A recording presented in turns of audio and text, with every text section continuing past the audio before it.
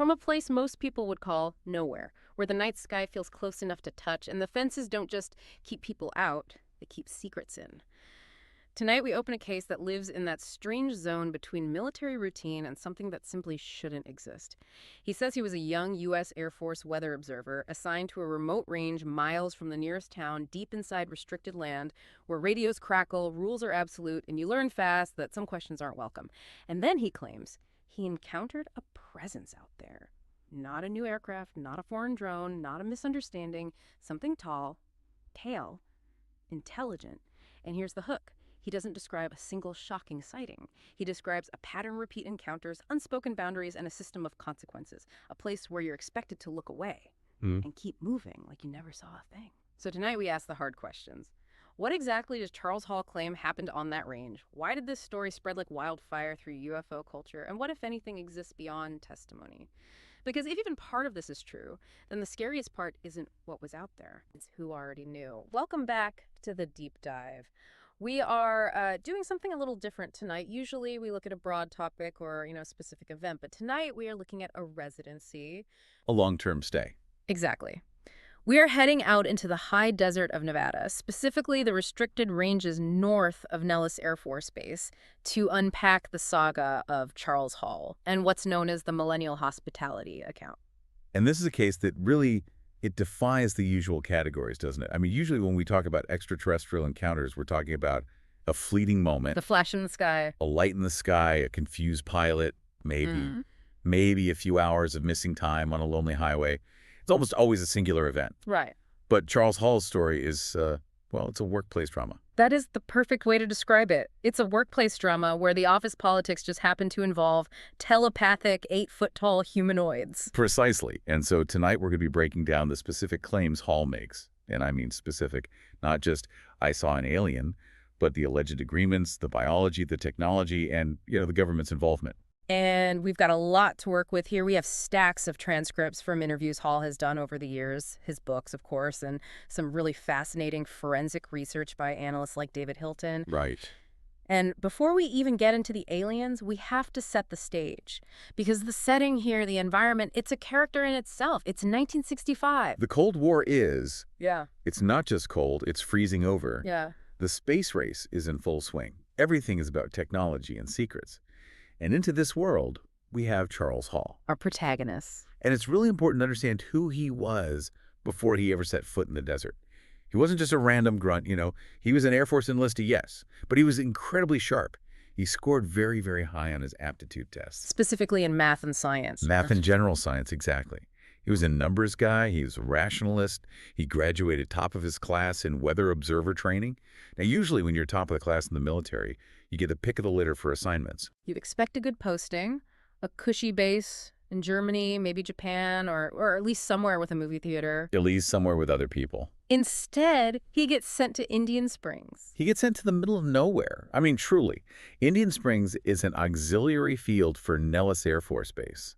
And his job isn't sitting in a nice climate-controlled tower drinking coffee.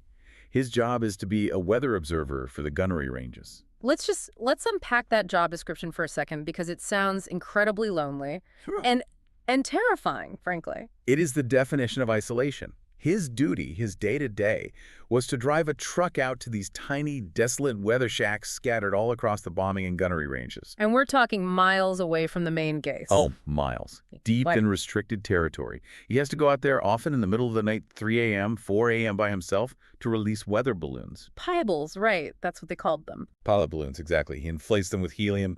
He attaches a small battery-powered light, or sometimes just a candle if it's dark. He releases them, and then his job is to track them with a theodolite. Which is basically a telescope on a tripod that measures angles. It's old school tech. Very old school. He has to track this one tiny point of light as it rises into the pitch-black sky, recording the azimuth and elevation every single minute. Then he has to sit down in this little shack and do the trigonometry by hand to calculate the wind speeds at different altitudes. And this data isn't just for, the morning weather report. No, this is crucial. The artillery crews and the bomber pilots practicing the next day, they need to know the wind conditions to the foot. Otherwise, they don't just miss their targets, they could drop ordnance in the wrong place entirely. It's a serious job. So just picture this for a second. You're 20 years old, You're totally alone in the middle of the desert. It's dead silent, except for the wind whipping around this little shack. It's pitch black. You're doing complex math in a building that's basically an outhouse with a desk. And you know you are fully aware that you are on a live firing range. That's the baseline stress. That's day one. But then you add the human element on top of it. Because Charles was replacing a guy named Sullivan. And Sullivan, well, Ooh. Sullivan was not doing well. This is where the story shifts from, boring, lonely job to the opening scene of a horror movie. Sullivan is the guy Charles is taking over for. And when they meet, Sullivan is terrified. He's beyond terrified. He's broken. When Sullivan takes Charles on the orientation tour to show him the ranges, the different weather shacks, they drive to range 1, everything's fine, range 2, no problem. But when they get to the turnoff for range 4, Yeah. Sullivan stops the truck. Slams on the brakes. Stops the truck, keeps the engine running, he locks the doors. And he tells Charles, if you want to see the shack, you walk. I'm not getting out of this truck. Think about that. Think about the level of fear required for a U.S. airman to do that, to just refuse. And it gets worse. Sullivan had been faking his data logs for weeks. For range 4 specifically. Only for range 4. He would drive out, park somewhere he felt was, safe, and just invent the wind speeds rather than risk going to that one weather shack. Falsifying military records, that's a court-martial offense. He was risking prison because he was more afraid of what was at range 4 than he was of the United States government. That is such a powerful indicator. It tells us that even if we don't know what was out there yet, the rank-and-file soldiers, the guys on the ground, they knew enough to stay away. They were operating in this fog of rumors and fear. And that brings us to the warning. This is one of my favorite parts of the whole lore because it's such a bizarre, specific piece of disinformation. So Charles is settling in. He's in the barracks talking to his buddy, a guy named Dwight, maybe complaining about the heat or the food. And Dwight gets quiet. That sudden shift in tone. Right. And he says, watch out for range 4 Harry. Range 4 Harry. It sounds like a ghost story you tell at summer camp, doesn't it? Totally. And that's what Charles thinks. He asks, who is Harry? Some old hermit living out in the hills. And the answer he gets is, well, it's creative. I'll give him that. They tell him Harry is a horse. A horse. Not just any horse. A giant, white, radioactive, mutant horse. The story they cooked up was that back in 1954, during the atomic testing at the Nevada test site, a horse wandered onto the range. And it didn't die. It didn't die. Instead, it mutated. They claimed it grew huge, that it learned to stand on its hind legs, that it glowed white in the dark, had these massive, eerie blue eyes, and would chase anyone who came near its territory. I mean, if someone told me that, I'd laugh. And Charles did. He laughed right in their faces. He thought it was hazing. He thought, okay, you guys are trying to spook the new recruit. A glowing horse that walks like a man. Come on. Of course. It sounds ridiculous. But here is where we see the psychological warfare at play.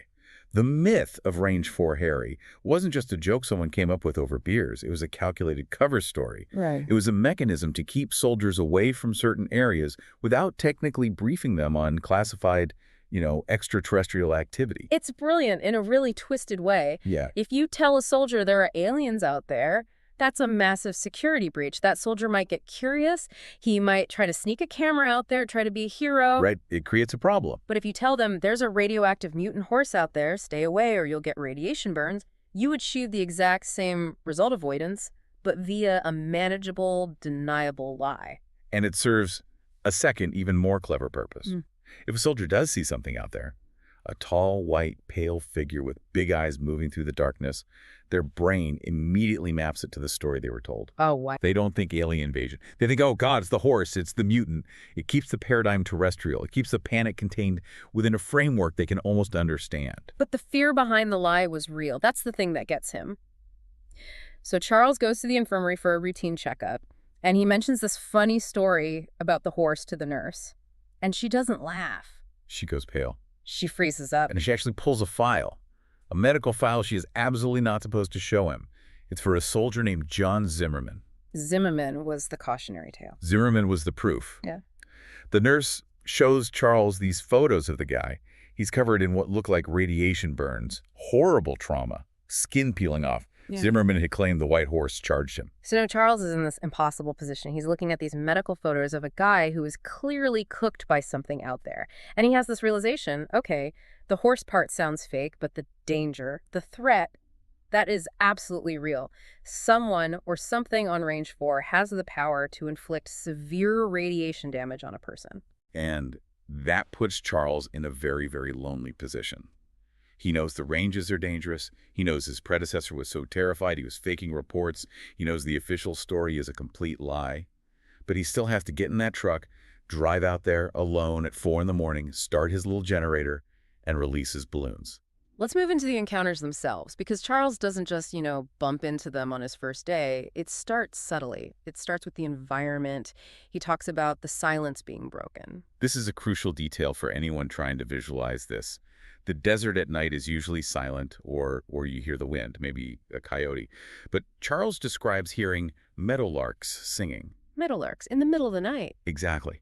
And Charles was a nature lover. He grew up outdoors. He knew birds. And it didn't take him long to realize that, first, meadowlarks don't sing at night. And second, they certainly don't sing in what sounds like a chorus, like a conversation. The singing was them. It was their language. That's what he concluded, yes. That's their natural language. It's a high-pitched, warbling musical sound. So when Charles was sitting in his shack, thinking he was listening to nature, he was actually eavesdropping on the tall whites, communicating with each other just outside the thin wooden walls of his shack. That gives me chills. It's like a scene from a movie where the protagonist realizes the sound of the wind is actually somebody whispering their name. A perfect analogy. But before Charles has his first real face-to-face, we have to talk about the cook. This anecdote, it really sets the stakes regarding their technology and their attitude toward us. The cook at Indian Springs. This story circulated around the base, and it serves as this grim prelude to Charles's own experiences. It was late at night. The mess hall was empty. The cook is just in there, maybe grabbing some extra chow for himself or prepping for the morning. He's got the keys. He's totally alone, and he sees movement in the kitchen. A flash of white in the corner of his eye. Right. And he thinks it's a rat. Right. Or maybe a coyote that snuck in. He's annoyed, right? He doesn't want critters in his kitchen, so he grabs a rock or a heavy utensil, and he chases it out the back door. He sees this white shape in the scrub brush. He rears back, throws the rock, and then his world ends. Instant consequences. No warning. Paralysis. Immediate, searing pain all over his body. He falls to the ground, can't move a muscle. And this is the crucial detail. He hears a voice, a female voice, but it's not in his ears. It's inside his head. Telepathic, and it says, stop or die. Stop or die. Crystal clear. A direct command, and just like that, the pain stops. He can move again. He bolts back inside, locks the door, and is left terrified and confused. So this one encounter, before we even meet the tall whites properly, it establishes two critical things. One, they have advanced non-lethal weaponry that can cause immense pain instantly. It's a conditioning tool. A very effective one. And two, they are telepathic, or at least they can project speech directly into the human mind, which is functionally the same thing. It creates a profile of them right away. They are defensive, they are armed to the teeth, and they will condition you like a lab rat if you cross a boundary. Which brings us back to Charles. He's out of the weather shack. It's spring of 1965. The sun is setting. The desert temperature is starting to drop. He's just relaxing. Maybe he's got his feet up on the desk. He looks out the window and sees something white moving in the sagebrush. And again, the rational mind kicks in first. He runs through what he calls the rabbit theory. Is it a giant albino rabbit? Is it a lost sheep from a local rancher? He's a scientist at heart. He wants a logical, mundane explanation for what he's seeing. So he decides to go outside and check, get a closer look, and he finds a child. A humanoid girl. He estimates maybe 3 or 4 feet tall, chalk white skin. She's wearing a form-fitting, silverized jumpsuit, and she's tangled in the thick, thorny desert brush, looking absolutely terrified. And this moment, this single moment, defines everything that follows for Charles Hall. Because most people, if they saw a ghost white alien child in the middle of a restricted military range, what would they do? They might scream, they might run. If they were armed, they might shoot. Charles doesn't do any of that. He sees a child in distress. That's it.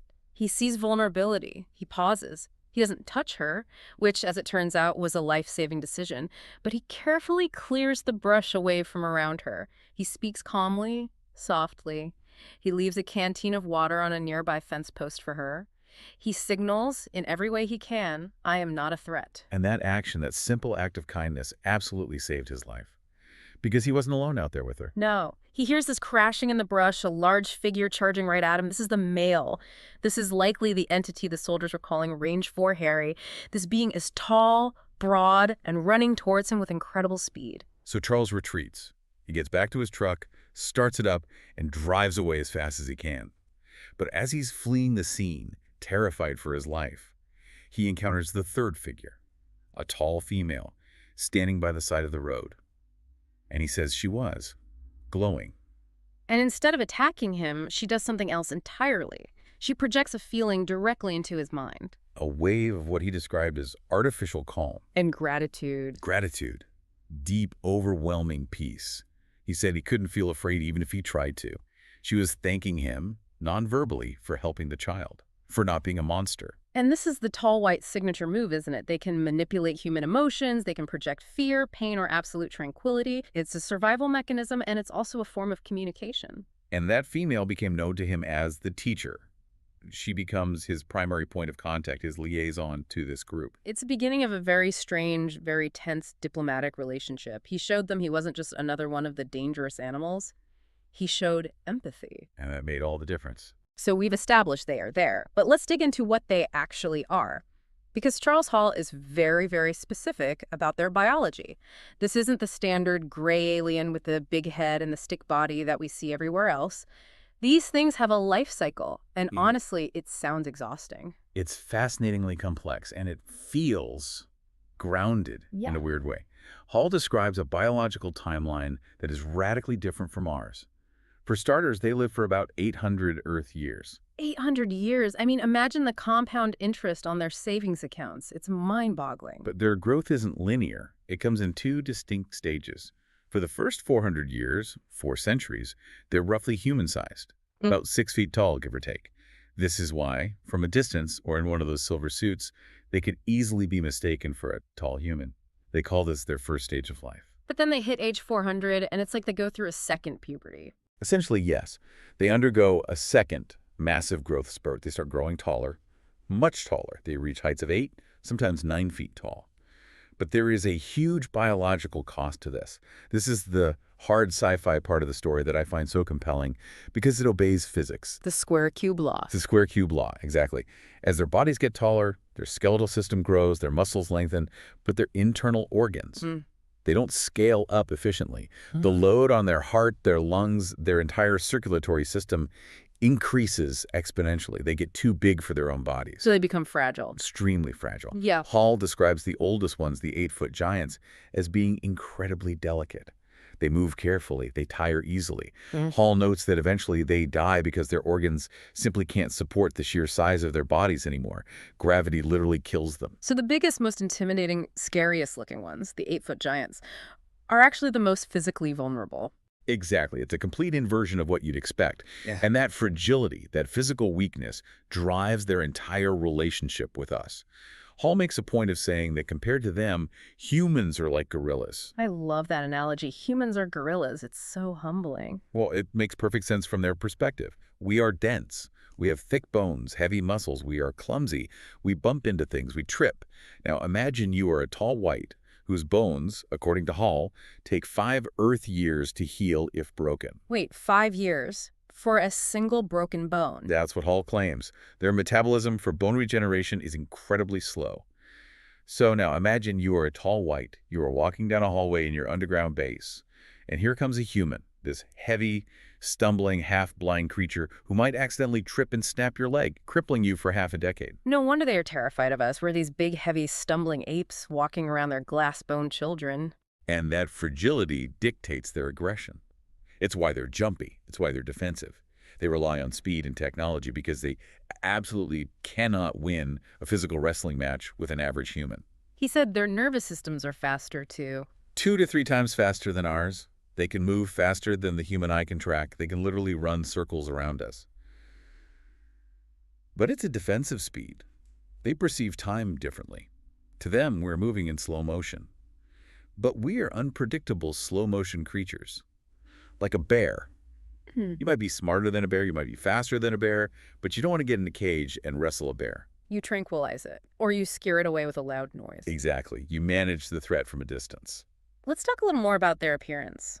The paper white skin, the large blue eyes that apparently wrap further around the head than ours, platinum blonde hair that is so thin it's almost transparent. And the mouth is interesting. No teeth.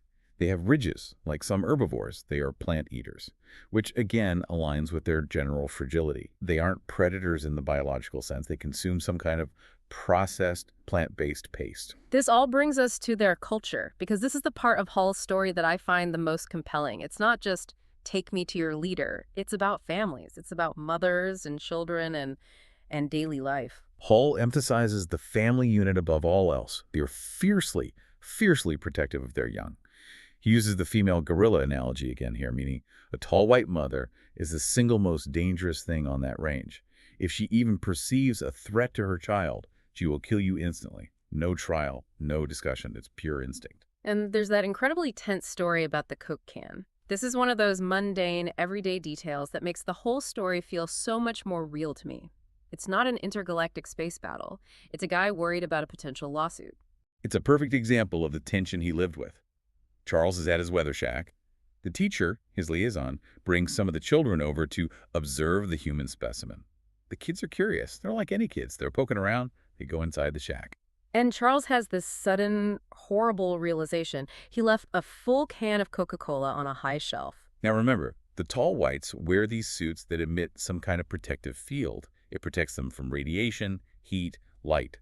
Charles is worried that if the kids get too close to the shelf, their energy field might knock the can over. If a heavy pressurized can of soda falls from 6 feet up onto a fragile, thin-boned alien child, It breaks a bone, the child screams, the mother reacts instantly, and Charles is a dead man. so he's trapped. He's in a diplomatic crisis over a can of Coke. He can't run into the shack and grab the kids. That's a sudden, aggressive move. He can't yell at them. That's a threat. So he has to negotiate very carefully with the mother. He steps forward. He waits for her to acknowledge him with her attention, and he projects the thought, as clearly as he can, I am worried about the safety of the children. He doesn't make it about him or the can. He appeals to her maternal instinct. And that works. She respects the concern for the offspring. She handles it telepathically with the children. The crisis is averted. But it just shows the walking on eggshells nature of his entire life out there. He basically had to negotiate a set of rules of engagement with them just to survive his shifts. He did. Rule number 1 was about distance. They could approach him, that was fine, but he was never, ever to approach them uninvited. And rule number 2, no surprises. No surprises, no sneaking up. He had to make noise when he was walking. Because if you startle a being with reflexes 3 times faster than yours and a lethal weapon in their hand, you're dead before you even know you made a mistake. Speaking of lighter moments, though, we have to talk about the catalogs. This is the detail that skeptics absolutely hate, but it's so weird that I think it might just be true. The tall whites loved shopping. Specifically, Sears, Montgomery Ward, and JCPenney catalogs. Aliens from another star system, capable of interstellar travel, and they're browsing the 1965 Sears catalog. Well, think about the logistics of it. They're here. They need certain goods. They need clothes. They can't just walk into a department store in Las Vegas. But they have this trade agreement with the military. So they would look through the catalogs that Charles kept in the shack. Remember, these were basically outhouses, so guys kept magazines and catalogs in there for reading material, and they would pick out outfits. And they would actually order them through the military. They would communicate their choices to the military brass, and the military would procure the items through their supply chain. The women, especially the teacher, would select human clothing, 1960s dresses, skirts, blouses. And she would wear them over the silver suit. She would. She would show up at the range wearing a floral print dress over her suit, asking Charles for his opinion, how she looked. And they had opinions. They were critical. The teacher told Charles that the American generals had terrible fashion sense because they were just old men. She wanted to look stylish and modern. She's so human. Vanity, fashion, mocking authority figures. It makes them feel like people, not just these cold, robotic monsters. And that's what Hall insists over and over. They are people, they have families, they have pride, they have vanity, and they have a very, very dry sense of humor. Right. They apparently love to outsmart him or play little intellectual games. Okay, let's unpack the technology. Because as much as they liked our polyester dresses, their tech is light years ahead of ours. Charles describes the weapon they all carry, the pencil. It looks innocent. He says it looks like a white cylinder, shaped like a thick writing utensil. But it's a variable frequency microwave weapon. And it has settings. It's highly sophisticated. It's like a phaser from Star Trek, but way scarier because the biology it targets is so specific. The first setting is just a stun or a warning. He said it feels like a bee sting or a strong static shock. It's just a way to say back off. Then you've got the calcium setting. Right. This one interacts with the calcium ions in your body. Since calcium is essential for muscle contraction, if you disrupt it, you get immediate paralysis or you're rendered unconscious. They use this on people they wanted to sedate quickly and non-lethally. Then there's the sodium setting. This is the pain setting, extreme pain. Charles says it's like touching a high-voltage wire. It overstimulates the sodium channels in your nerves. This is almost certainly what happened to the cook. It incapacitates you with pure, blinding agony. And finally, the iodine setting. The lethal one. This one alters the chemistry of the iodine in your thyroid and blood. Hall claims it causes you to bleed to death internally in a matter of minutes. It's a silent, clean kill. No bullet, no exit wound, just internal collapse. That is absolutely horrifying. And they also use the same device for hypnosis, for memory wipes. Yes, they can use it to induce a trance state. Hall talks about missing time. He'd be walking from his truck to the shack. He'd remember taking step 12, step 13, and then suddenly he's at step 14, but he looks at his watch and 20 minutes have passed. And in that time, They've come up to him, maybe examined him. He specifically mentions them checking his teeth and then left. And he has no memory of it. He calls it being a specimen. he was a lab rat, a Yeah. free-range lab rat. In many ways, yes. But let's look at their transportation, scout craft. This is where the story connects to modern UFO sightings in a really significant way. Hall describes their local transport ships as egg-shaped or elliptical. White, smooth, no wings, no visible propulsion. Like a Tic Tac. Identical to the Tic Tac UFOs from the 2004 Nimitz encounter. And remember, Hall was describing this in his books in the 90s and early 2000s, long before the Pentagon officially released those videos in 2017. He was ahead of the curve on that. He says these craft use fiber optic coils and a double-hull system to manipulate gravity. And he mentions a very specific, very un-sci-fi vulnerability about these ships.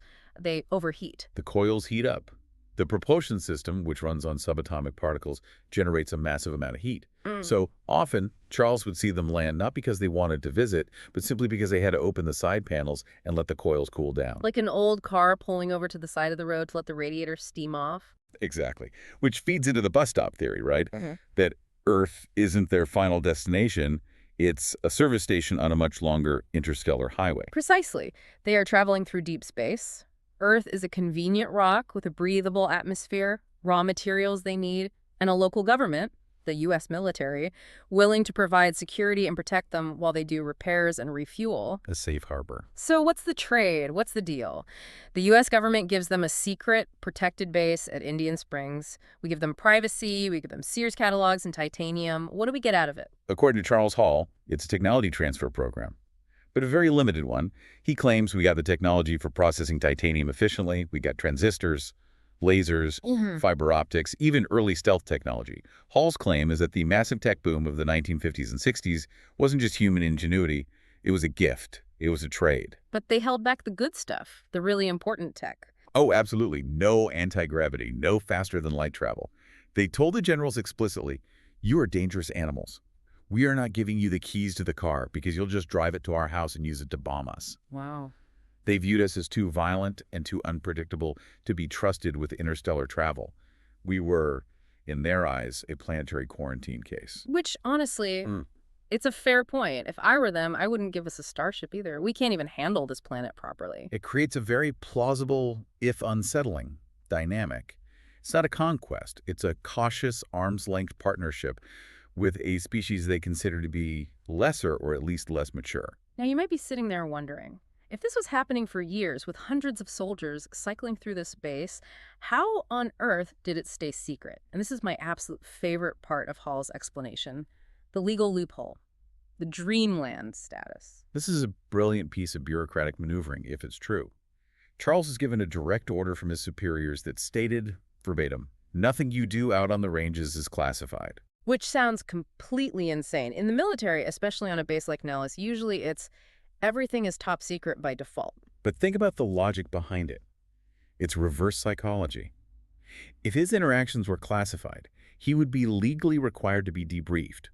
A CIA officer or a general would have to sit him down in a secure room and say, okay, Airman Hall, Tell us everything. What did the aliens do today? And Charles would have to say, well, sir, the teacher brought her kids over and they were playing with my weather balloon. And then what happens? The men in suits, the intelligence guys, they would want to interfere. They'd want to capture one of the children for study or grab the teacher for interrogation. And the teacher would view that as a direct threat to her family. And, as we've established, she would kill the debriefers without a second thought.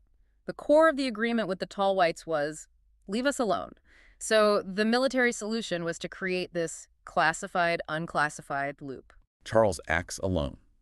He files no reports. There is no paper trail. If he wants to go home and tell his wife and his parents, he can. Because who's going to believe him anyway? It protects the system by making the witness and the story sound too crazy to be true. It's the perfect cover. Hide it in plain sight by making it sound like a crackpot story. But is there any proof, any corroboration? We can't just take Charles's word for it, as detailed as it is. This is where researchers like David Hilton come in. Hilton did a really exhaustive deep dive on Google Earth, looking for the specific locations Hall described in his books. And he found them. The exact locations of the weather shacks, the concrete pads where the generator stood. He even found entrances into the mountains that looked suspiciously like man-made hangars, right where Hall said they'd be. And the playgrounds. He found those too. Areas in the desert that correspond exactly to where Hall said the alien children would play. But the smoking gun, or as close as we're likely to get, is the money. It always comes down to the money. The $300 million question. In 1951, there was a massive construction project announced for Indian Springs Air Force Auxiliary Field. The budget was $300 million. In today's money, that is over $3.6 billion.